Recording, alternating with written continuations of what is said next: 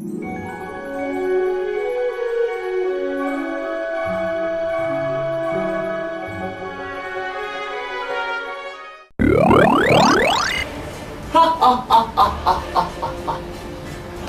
คือโจรที่มีอำนาจมากที่สุดในทะเลแห่งนี้ข้าเนี่ยเป็นโรคจิตอยู่อย่างหนึ่งว่ะเห็นความสวยงามของทะเลเป็นไม่ได้เห็นแล้วมันหมั่นไส้ไอ้ปืนในฐานะที่เองเนี่ยเป็นลูกน้องที่จงรักภักดีของข้าเองนะไปจับปลาในทะเลให้หมดไม่เว้นแม้กระทั่งลูกปลาเอ็งจับไม่ให้หมดเลยนะ ข้าเนี่ยแหละจะทำการประมงแบบทำลายล้าง ปลาในทะเลเนี่ยไม่สูญพันธุ์ให้มันรู้ไปส่วนเอ็งนะไอ้ปืน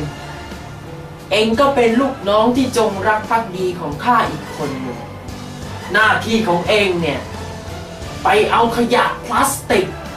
หามาเอ็งเอาไปเทใส่ในทะเล ทะเลไม่เน่าไม่เสียเนี่ยให้มันรู้ไปพวกเอ็งเริ่มปฏิบัติภารกิจได้เข้าใจไหม1 2 3หยุดนะข้าคือผู้พิทักษ์ทะเลแห่งนี้และเจ้าคือผู้บุกรุกเกะกะไอ้พวกผู้พิทักษ์เนี่ยแกรีบไปเลยนะถ้าไม่อยากเจ็บตัวไปไม่ได้หรอกข้าในฐานะผู้พิทักษ์ข้าจะไม่ยอมให้ใครหน้าไหนมาทำลายธรรมชาติอันเป็นที่รักของข้าและของคนทั้งโลกแกอยากลองดีใช่ไหมแกอยากลองดีใช่ไหมรักมันมากใช่ไหมไอ้ธรรมชาติเนี่ยเดี๋ยวข้าเนี่ยแหละจะทำลายธรรมชาติให้สิ้นซากถ้าเจ้าไม่รักธรรมชาติธรรมชาติก็ไม่รักเจ้าเหมือนกัน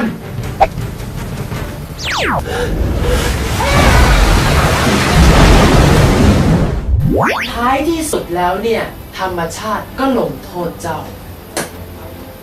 ไอ้เรื่องการทำประมงเนี่ยนะข้าก็ไม่ได้หมายความว่าจะให้เจ้าเลิกทำแต่ข้าเนี่ย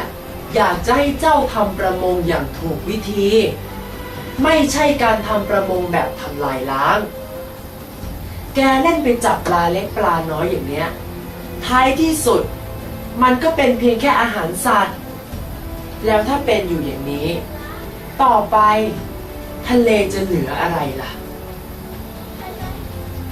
แล้วไอ้เรื่องทิ้งขยะลงทะเลเนี่ยนะแกก็เอาไปทิ้งในที่ที่มันสมควรที่ที่เขาจัดไว้ให้ไม่ใช่เอาไปทิ้งลงทะเลนะเอาล่ะเจ้าเนี่ยควรจะสำนึกผิดได้แล้วนะแล้วมาร่วมมือกับข้าครับสำนึกผิดแล้วครับขอโทษนะครับโอเคนั้นอย่างแรกเลยแกสั่งให้ลูกน้องแกนะไปเอาขยะที่ทิ้งไปเอาคืนมาให้หมดแล้วก็เรื่องอะไรนะ